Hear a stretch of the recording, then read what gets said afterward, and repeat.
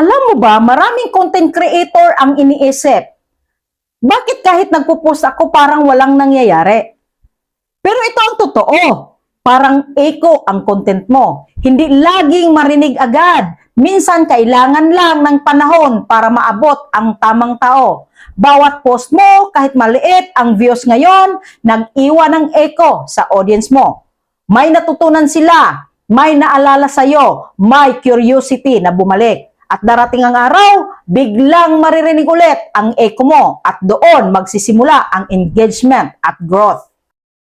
Lagi mo tong tatandaan, hindi lahat ng epekto ng content mo nakikita agad, pero bawat post mo nag-iiwan ng impact.